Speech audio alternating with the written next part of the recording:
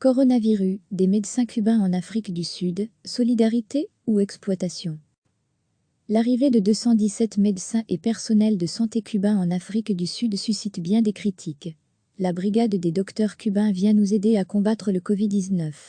Cet acte désintéressé et motivé par le niveau élevé de solidarité internationale des Cubains s'est réjoui, dans un tweet, le ministre sud-africain à la présidence, Jackson Mtambu.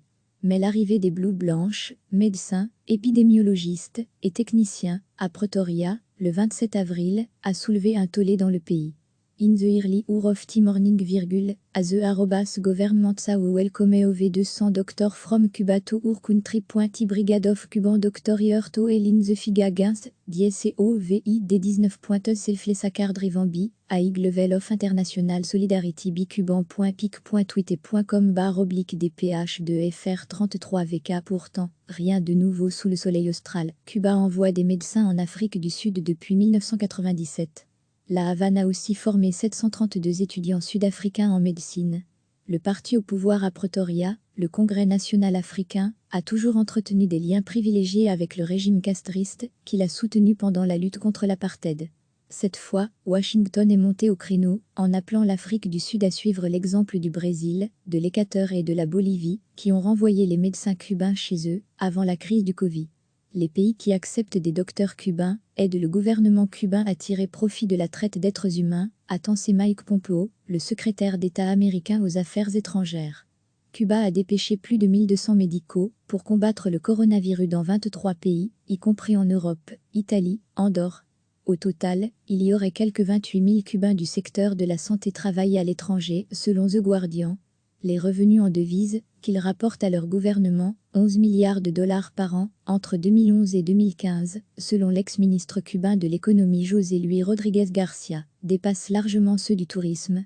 Surtout en ces temps qui courent, l'ambassade de Cuba à Pretoria a aussitôt rétorqué que la Havane continuerait à payer les salaires de ses blouses blanches, 50 € par mois, bénévoles au voyage. L'Afrique du Sud ne rembourserait que les frais de transport, logement et nourriture.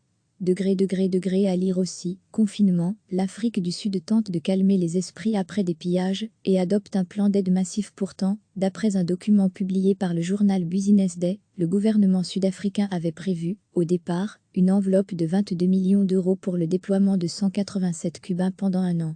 La facture serait donc 117 650 € par médecin, dont 78 000 en salaire, reversés aux autorités cubaines. Selon plusieurs sources étrangères, les docteurs cubains ne toucheraient, au mieux, que 25% de ce pactole.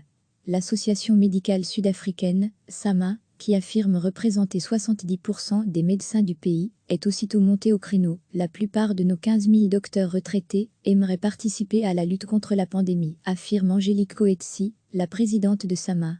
Nous avons aussi des médecins qui attendent une affectation ou une reconnaissance de leur diplôme acquis à l'étranger. Or, ils coûtent 2 fois moins cher que les Cubains. Le ministre sud-africain de la Santé, Zweli Mkhize, aimerait prendre comme modèle la médecine préventive cubaine. Le taux de mortalité infantile sur l'île est ainsi l'un des plus faibles au monde. Mais, dans la lutte contre le Covid, l'Afrique du Sud a surtout besoin de spécialistes, pas des généralistes envoyés par la Havane. Dans le passé, ces derniers ont été déployés dans les hôpitaux ruraux, peu prisés des Sud-Africains. Mais leur méconnaissance des langues locales s'est révélée un handicap de taille. Chaque semaine, recevez l'essentiel de l'actualité sur le thème de l'Afrique. Toutes les infos du continent africain bientôt dans votre boîte de réception. L'arrivée de 217 médecins et personnels de santé cubains en Afrique du Sud suscite bien des critiques. La brigade des docteurs cubains vient nous aider à combattre le Covid-19. Cet acte désintéressé et motivé par le niveau élevé de solidarité internationale des Cubains s'est réjoui, dans un tweet, le ministre sud-africain à la présidence, Jackson Mtambu. Mais l'arrivée des Blouses Blanches, médecins, épidémiologistes et techniciens, à Pretoria, le 27 avril, a soulevé un tollé dans le pays. In the early hour of the morning, as the government saw welcome of 200 doctors from Cuba to our country. The brigade of Cuban doctors here to help in the fight against the COVID-19. Self-Sacard Rivambi, a high level of international solidarity bicuban.pic.twitter.com/DPH2FR 33VK.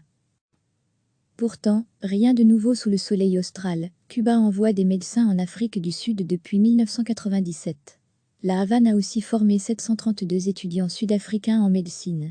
Le parti au pouvoir à Pretoria, le Congrès national africain, a toujours entretenu des liens privilégiés avec le régime castriste qu'il a soutenu pendant la lutte contre l'apartheid. Cette fois, Washington est monté au créneau en appelant l'Afrique du Sud à suivre l'exemple du Brésil, de l'Équateur et de la Bolivie, qui ont renvoyé les médecins cubains chez eux avant la crise du Covid. Les pays qui acceptent des docteurs cubains aident le gouvernement cubain à tirer profit de la traite d'êtres humains, a pensé Mike Pompeo, le secrétaire d'État américain aux Affaires étrangères. Cuba a dépêché plus de 1200 médicaux pour combattre le coronavirus dans 23 pays, y compris en Europe, Italie, Andorre. Au total, il y aurait quelques 28 000 Cubains du secteur de la santé travaillent à l'étranger, selon The Guardian. Les revenus en devises, qu'ils rapportent à leur gouvernement, 11 milliards de dollars par an, entre 2011 et 2015, selon l'ex-ministre cubain de l'économie José Luis Rodríguez Garcia, dépassent largement ceux du tourisme. Surtout en ces temps qui courent, l'ambassade de Cuba à Pretoria a aussitôt rétorqué que la Havane continuerait à payer les salaires de ses blouses blanches, 50 € par mois, bénévoles au voyage. L'Afrique du Sud ne rembourserait que les frais de transport, logement et nourriture. Degré à lire aussi, confinement. L'Afrique du Sud tente de calmer les esprits après des pillages et adopte un plan d'aide massif pourtant, d'après un document publié par le journal Business Day, le gouvernement sud-africain avait prévu, au départ, une enveloppe de 22 millions d'euros pour le déploiement de 187 Cubains pendant un an.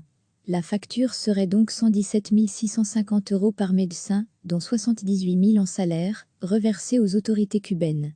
Selon plusieurs sources étrangères, les docteurs cubains ne toucheraient, au mieux, que 25% de ce pactole.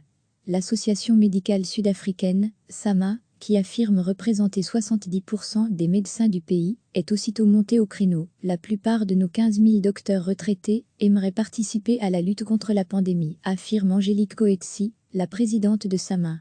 Nous avons aussi des médecins qui attendent une affectation ou une reconnaissance de leur diplôme acquis à l'étranger. Or, ils coûtent 2 fois moins cher que les Cubains. Le ministre sud-africain de la Santé, Zweli Mkhize, aimerait prendre comme modèle la médecine préventive cubaine. Le taux de mortalité infantile sur l'île est ainsi l'un des plus faibles au monde. Mais, dans la lutte contre le Covid, l'Afrique du Sud a surtout besoin de spécialistes, pas des généralistes envoyés par la Havane. Dans le passé, ces derniers ont été déployés dans les hôpitaux ruraux, peu prisés des Sud-Africains. Mais leur méconnaissance des langues locales s'est révélée un handicap de taille. Cliquez sur s'abonner pour recevoir les dernières nouvelles.